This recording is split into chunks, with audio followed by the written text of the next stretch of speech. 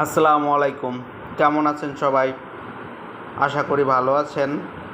আমাদের দেশ বাংলাদেশ, প্রিয় জন্মভূমি, মোটামুটি ভালো নাই, খুবই খারাপ অবস্থায় আছে।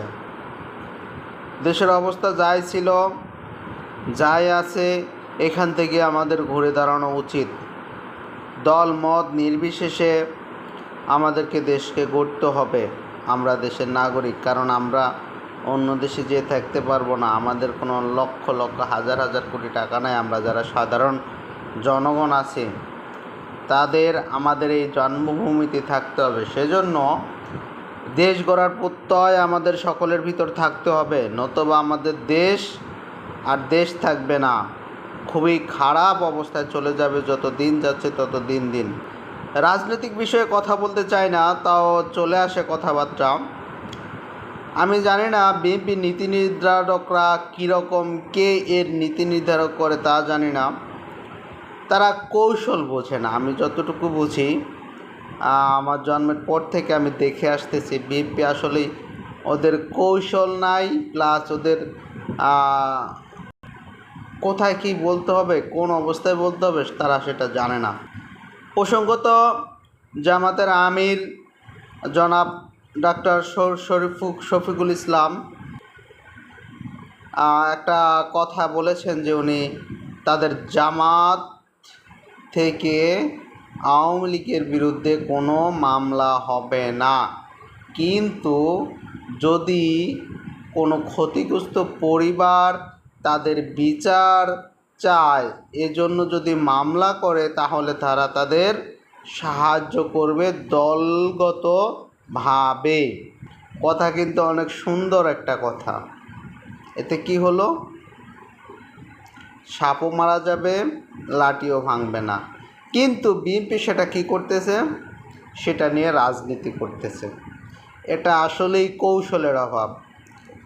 এটা সাধারণ জিনিস চিন্তা করেন। বাংলাদেশ আওয়ামী লীগ বাংলাদেশের একটি সর্ববৃহত্তর রাজনৈতিক দলের একটি দল। তাদের অল্প কয়েকজন নেতাকর্মী দেশের বাইরে চলে গেছে, এমনকি তাদের প্রধানমন্ত্রী চলে গেছে, ঠিক আছে, কিন্তু সাধারণ জনগণ তো আছে তাদের পক্ষে। যদি কমও থাকে 20%, 30% তো আছে। তারা তো আওয়ামী লীগ সমর্থিত ছিল, তাই না? যদি কি না কেউ পরবর্তী নির্বাচনে সরকার গঠন করতে চায়, তাহলে অবশ্যই আওয়ামী লীগ সমর্থিত জনগণের ভোটের প্রয়োজন আছে, নয়তোবা তারা সুষ্ঠু সুন্দরভাবে সরকার গঠন করতে কোনোভাবেই পারবে না। জামাতের আমির সেই কৌশলী কথাটা বলেছেন, যাতে করে আওয়ামী লীগের সাধারণ জনগণ, সাধারণ সমর্থকের ভোটগুলা বা সমর্থনটা বাংলাদেশ জামাত ইসলামী পায়। কিন্তু এতে করে বিএনপি তারা যে এই কথাটা নিয়ে যে রাজনীতি করতেছে, এতে করে কিন্তু আমার মনে হয়, আমি ছোট্ট মানুষ, আমার দৃষ্টিতে মনে হয় বিএনপির ক্ষতি হচ্ছে।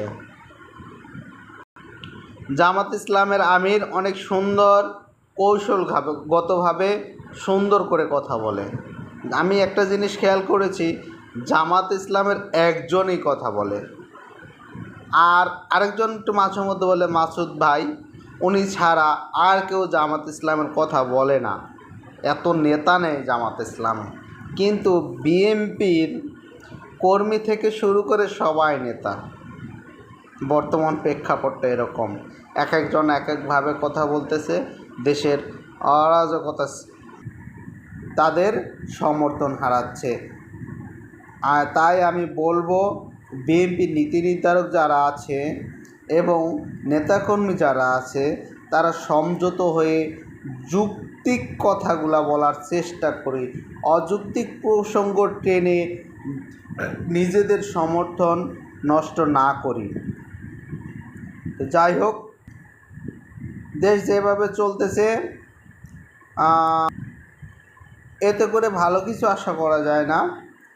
তো আমরা যদি সবাই মিলেমিশে আমাদের জন্মভূমিটাকে সুন্দরভাবে সাজাতে চাই, অবশ্যই আমরা পারব। সেক্ষেত্রে আমাদের উচিত দল মত নির্বিশেষে সবাই মিলে আগে দেশটাকে একটা শক্ত অবস্থানে দাঁড় করাই এবং সুষ্ঠু নির্বাচনের মাধ্যমে জনপ্রতিনিধিদের হাতে দেশের পরিচালনা করার দায়িত্ব অর্পণের চেষ্টা করে। এতে আমাদের সকলেই মঙ্গল হবে ইনশাআল্লাহ। তাই আমাদের প্রত্যয় হওয়া উচিত দশে মিলে আমরা আগে আমাদের জন্মভূমিটাকে সুন্দরভাবে সাজানোর চেষ্টা করি। আসসালামু আলাইকুম।